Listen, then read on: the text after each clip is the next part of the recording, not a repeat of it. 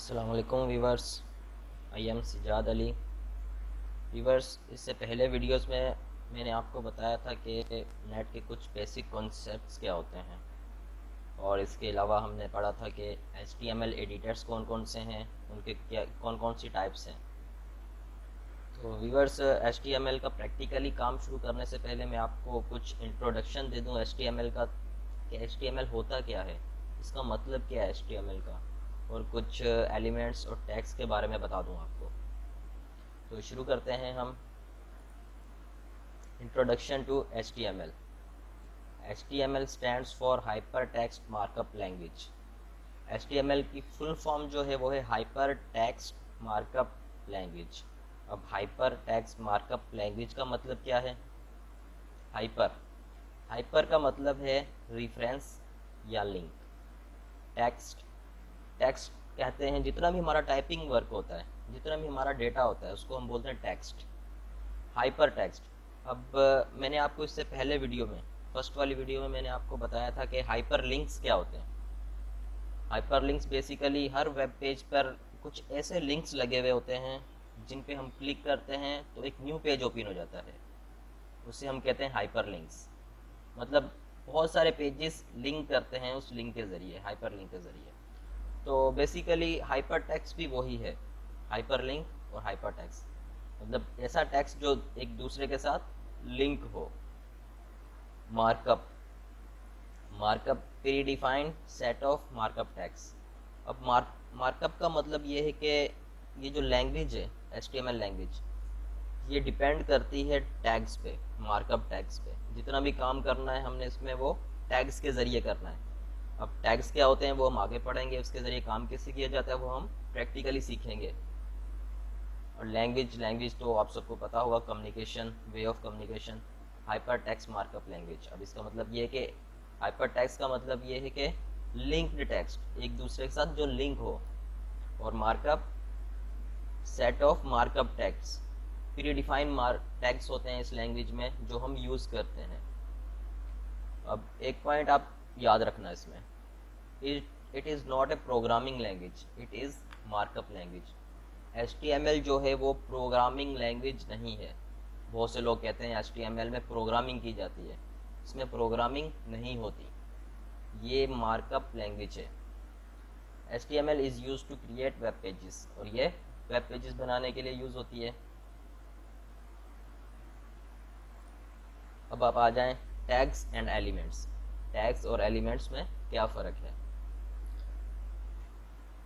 Web page is made up of HTML elements. जो भी आप वेब पेज बनाओगे इस पे, HTML पे, वो सारे एलिमेंट्स के ज़रिए बनेंगे। HTML elements are identified by HTML tags. हर एलिमेंट जो है वो HTML टैग में आइडेंटिफाई होगा।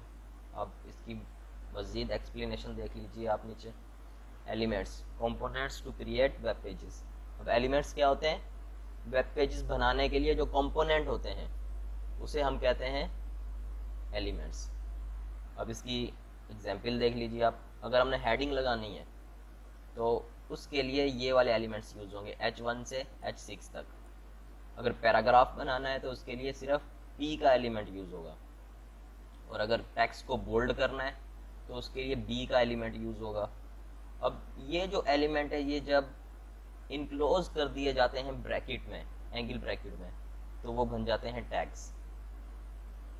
अगर इनक्लोज नहीं है तो वो एलिमेंट है, और जब हम इनको इनक्लोज कर देंगे तो वो टैग्स बन जाएंगे। अब टैग्स क्या होते हैं? HTML elements in angle bracket. अब एलिमेंट्स को जब हम एंगल ब्रैकेट में इनक्लोज कर देंगे तो वो टैग बन जाएंगे। अब जो भी काम करना है वो हमने इन टैग्स के ज़रिए करना है HTML में। हेडिंग के लिए H1, H2, H3, H4, H5, H6, 6 levels की हेडिंग होती हैं इसमें। और पैराग्राफ के लिए P का टैग लगाएंगे, बोल्ड करने के लिए B का टैग लगाएंगे। तो ये फ़र्क है हमारा एलिमेंट्स में और टैग्स में। अब इसकी कुछ और एग्जांपल्स मैं आपको दिखा देता हूँ। If we want to make text bold in HTML, अगर हमने HTML में टेक्स्ट को बोल्ड बनाना है, कुछ भी हमने लिखा हुआ है हम उसको बोल्ड बनाना चाहते हैं, हम चाहते हैं कि ये हमें बोल्ड नज़र आए, तो उसके लिए कोडिंग किस तरह से की जाएगी, एलिमेंट्स कौन से यूज़ किए जाएंगे, टैग किस तरह से लगाए जाएंगे, तो उसके लिए हमने सिंपल ये टैग लगाना है। बी का टैग जो है वो बोल्ड करने के लिए यूज़ होता है। बी का टैग शुरू में लगेगा, उसके बाद हमने कंटेंट लिखना है जिसको हम बोल्ड करना चाहते हैं, उसके बाद दोबारा बी का टैग लग जाएगा। अब इसको मज़ीद एक्सप्लेन कर देता हूँ मैं। सबसे पहले हमारा एलिमेंट आएगा, इनक्लोज होगा वो ब्रैकेट्स में।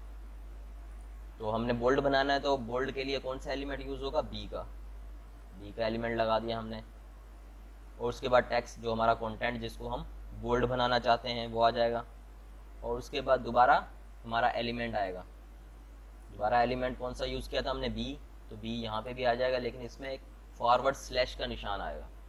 अब इसमें और इसमें इन दोनों में क्या फ़र्क है, अब जो शुरू में हम एलिमेंट लगाएंगे, जो शुरू में टैग लगाएंगे, उसको हम बोलते हैं ओपन टैग या ऑन टैग। इसको ऑन टैग भी बोल सकते हैं और ओपन टैग भी बोल सकते हैं।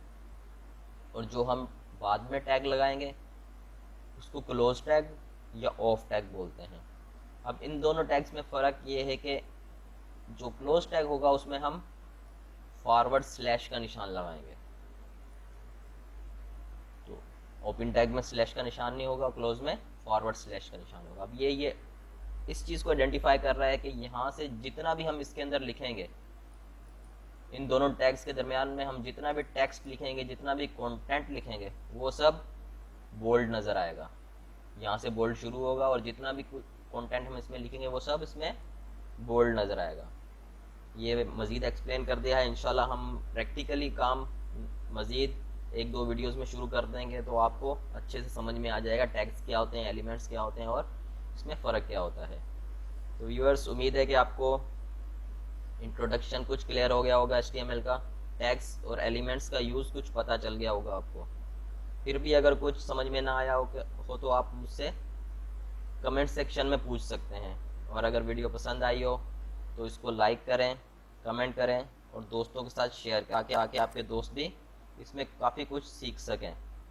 ओके व्यूअर्स, अल्लाह हाफिज़।